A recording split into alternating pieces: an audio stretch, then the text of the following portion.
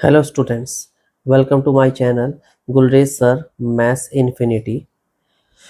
आज हम बात करने वाले हैं क्लास 10th के मैथ्स के बारे में और चैप्टर नंबर 1 रियल नंबर के बारे में हम बात करने वाले हैं।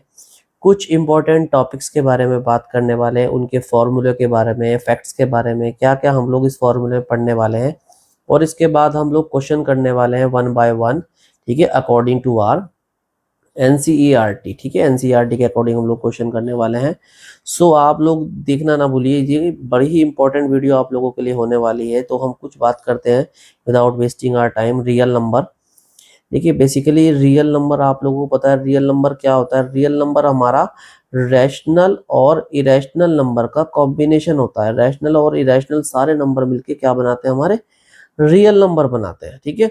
उसके कुछ पार्ट है, अब देखो ध्यान से। नेचुरल नंबर जैसे हम लोगों ने सीखा है, नेचुरल नंबर क्या होता है। Basically natural number counting number होते हैं, सिंपली जो 1 से स्टार्ट होते हैं, ठीक है। होल नंबर में क्या होते हैं, सारे नेचुरल को मिलाकर और 0 और लगा देते हैं उसके अंदर, तो वो होल बन जाता है। इंटीजर क्या होते हैं, इसके अंदर जो नेचुरल वाले हैं उसके अंदर माइनस साइन भी लगा लेते हैं, ठीक है। यानी कि पॉजिटिव और नेगेटिव नंबर अलॉन्ग विद 0, वो हमारे इंटीजर्स होते हैं। रैशनल नंबर क्या होते हैं, रैशनल नंबर की वाली डेफिनेशन देख सकते हैं। जो नंबर p अपॉन क्यू की फॉर्म में होते हैं और जहां पर डिनोमिनेटर 0 नहीं होना चाहिए, और p और q क्या है, हमारे इंटीजर्स है, तो ऐसे नंबर अपॉन के नंबर क्या कहलाता है, हमारे रैशनल नंबर हमने, ठीक है। होल नंबर हमने ऊपर पढ़ लिया। इरेशनल नंबर क्या होते हैं, वो नंबर, एक तो डेफिनेशन है, वो नंबर जो p अपॉन क्यू की फॉर्म में एक्सप्रेस नहीं किए जा सकते, उनको नहीं लिखा जा सकता, वो इरेशनल होते हैं। जैसे रूट वाले नंबर हो गए, हमारा पाई हो गया, और ये ऐसा नंबर 1 0 कभी भी डेसिमल के बाद वाले नंबर रिपीट ना हो, ना ही एंड हो, वो हमारे इरेशनल नंबर कहलाते हैं। एक ये हम लोग पहले पढ़ते थे यूक्लिड डिवीजन लेमा या यूक्लिड डिवीजन एल्गोरिथम, ये हमारा एचसीएफ निकालने के लिए काम आती थी। a is equal to b q plus r, ये फॉर्मूला हमारा इस तरीके से था। हमने सीखा था dividend equal to divisor into quotient plus remainder. a dividend में काम कर रहा है, b डिवाइजर, q क्वोशिएंट का और r रिमाइंडर का। और रिमाइंडर हमें पता है, r मतलब रिमाइंडर हमेशा 0 से बड़ा होता है या 0 के बराबर हो सकता है, और हमेशा डिवाइजर से छोटा होता है। इसका स्टेटमेंट फॉर्म में यूज करके पहले हम लोग निकालते थे, अब यूज नहीं होता, ये कोर्स से डिलीट हो गया है। बड़ी important fundamental theorem of arithmetic, उसमें क्या कहा गया है, उसमें कहा गया है आप लोगों को हर एक कंपोजिट नंबर जो है ना, वो काहे की फॉर्म में लिखा जा सकता है, प्रोडक्ट ऑफ प्राइम्स की फॉर्म में लिखा जा सकता है। यानी कि प्राइम नंबर की प्रोडक्ट की फॉर्म में हम लोग किसी भी का किसको लिख सकते हैं, हम लोग कंपोजिट नंबर को, और वो नंबर कैसा होगा, यूनिक, यानी कि यूनिकली। जैसे 60 के फैक्टर्स करेंगे तो 2 × 2 × 3 × 5, सारे के सारे, ये भी प्राइम, ये भी प्राइम, ये भी प्राइम, प्राइम नंबर की product form, that means composite. अब प्राइम और कंपोजिट की बात चली है, तो यहाँ पर हमारे प्राइम और कंपोजिट भी वैसे हम लोग देख लेते हैं।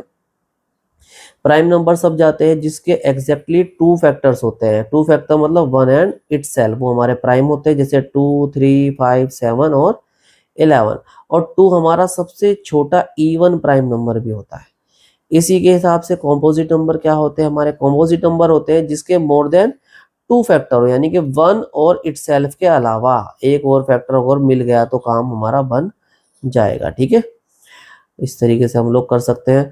आगे बढ़ते हैं, हम लोग देख सकते हैं जो उसके एग्जांपल 4 6 8 9 10 12, ये हमारे कंपोजिट, सबसे छोटा कंपोजिट नंबर कितना हमारा 4, सबसे छोटा। सबसे बड़े के बारे में कुछ नहीं कह सकते क्योंकि एंड सो ऑन तक जाएगा। अब यहाँ पर बात कर लेते हैं। देखो हम लोगों ने बताया था, हम अगर बात करूं हमारे थोड़ा सा, अभी इन तीनों के बारे में बाद में बात करेंगे, पहले को प्राइम नंबर को देख लें। प्राइम कंपोजिट को प्राइम बड़ा ही इंपॉर्टेंट।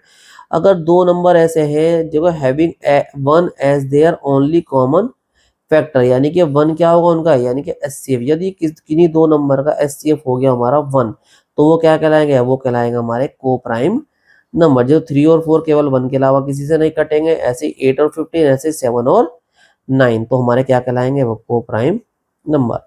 और इवन नंबर को जानते हैं, जो नंबर 2 से डिविजिबल होते हैं, लाइक 2 4 6 8। ऑड नंबर कैसे होते हैं हमारे, जो 2 से डिविजिबल नहीं होते, 1 3 5 7 एंड सो ऑन, आप लोग जानते हैं। इंपॉर्टेंट चीज है हमारे twin prime number. Twin prime number क्या कहता है हमारा, a pair of prime number that have exactly 1 composite number between them. Twin prime number वो होते हैं, क्या होते हैं, ऐसे दो प्राइम नंबर जिसके बीच में एक कंपोजिट नंबर होता है। जैसे 3 और 5 के बीच में क्या है हमारा 4, 11 और 13 के बीच में कंपोजिट नंबर क्या है हमारा 12, और 17 और 19 के बीच में कंपोजिट नंबर क्या है हमारा 18। तो ऐसे प्राइम नंबर, ठीक है, ऐसा पेयर प्राइम नंबर का क्या कहलाता है हमारा ट्विन प्राइम नंबर। दो डेफिनेशन या हम कह सकते हैं हमारे फैक्ट्स रह गए थे। एचसीएफ क्या होता है, किसी भी कॉमन, कोई भी कॉमन डिवाइजर होता है किसी भी, यानी कि कॉमन फैक्टर, उसका क्या कहलाता है एचसीएफ। 24 और 36 के जब फैक्टर करेंगे उनका कॉमन क्या आएगा 12, क्योंकि 12 वो बड़े से बड़ा नंबर है जो दोनों को फुल्ली डिवाइड करेगा। एक फॉर्मूला याद रखेंगे आप लोग, HCF into LCM equal to product of two numbers, ठीक है, ये फॉर्मूला हमारा काम आएगा। ऐसे ही डेसिमल एक्सपेंशन हम लोग लिख सकते हैं, कोई भी टर्मिनेटिंग, टर्मिनेटिंग कब होता है, जब किसी नंबर को किसी से डिवाइड करते हैं तो अगर वो फुल्ली कट जाए, जैसे 3.25, जैसे हम लोग लिख सकते हैं, क्या लिख सकते हैं 3 पॉइंट, अगर हम लोग लिखने लगे 3, ये हम लोग ऐसे 3 पॉइंट, पॉइंट के बाद पूरे पूरे नंबर आ गए तो ये टर्मिनेट हो गया, यानी कि एंड हो गया। नॉन टर्मिनेटिंग कभी भी एंड ना हो, एंड सोन तक चलता चला जाए, वो एंड सोन टर्मिनेटिंग होता है, ठीक है। और नॉन टर्मिनेटिंग रिपीटिंग किसे बोलते हैं, कोई नंबर अगर पॉइंट के बाद कभी भी एक तो एंड सोन यानी कि टर्मिनेट ना हो, चलता चला, और नॉन पॉइंट के बाद वाले नंबर कभी भी रिपीट ना हो। जैसे यहाँ रिपीट हो रहे हैं तो हम लोग क्या लिखेंगे 10, यहाँ डबल जीरो लगाएंगे 100, और यहाँ क्या लिखेंगे 100, ठीक है। इसको थोड़ा सा हम लोग थोड़ा क्लीन लिख देते हैं, हम लोग इसको कट करके हम लोग लिखने वाले हैं लाइक 101, 10 लिखा, फिर 100 लिख दिया, फिर 1000 लिख दिया, ऐसे 10,000 लिख दें, कभी भी रिपीट नहीं होने वाले। ऐसे नंबर हमारे इरेशनल नंबर होते हैं जो नॉन टर्मिनेटिंग और नॉन रिपीटिंग, जिनका डेसिमल एक्सपेंशन होता है, ठीक है। कुछ इंपॉर्टेंट फैक्ट आप लोग देख सकते हैं, √2, ठीक है, is neither a rational number. √2 कभी भी एक रैशनल नंबर नहीं हो सकता, क्योंकि √2 क्या हमारा इरेशनल नंबर है। और जीरो हमारा क्या होगा, zero is a rational number है हमारा, ये इरेशनल नहीं है। जीरो क्या है हमारा एक रैशनल, क्योंकि जीरो को 0/1 की फॉर्म में हम लोग लिख सकते हैं। और सम और डिफरेंस जो होते हैं रैशनल और इरेशनल नंबर के, क्या होते हैं, ऑलवेज इरेशनल होते हैं, ठीक है। And irrational numbers decimal expansion is non terminating and non repeating, ये आप लोगों को अभी बताया था, ये वाली डेफिनेशन आप अच्छे से याद कर लीजिए, ठीक है। और ये भी दो पॉजिटिव नंबर होंगे तो उनका एचसीएफ एलसीएम दोनों के नंबर के बराबर होगा। ये सारी की सारी फैक्ट्स को आप लोग याद रखिए, माइंड में रखिए। पहला चैप्टर बहुत इजी होने वाला है, इसके बाद हम लोग 1 बाय 1 क्वेश्चन कराने वाले हैं।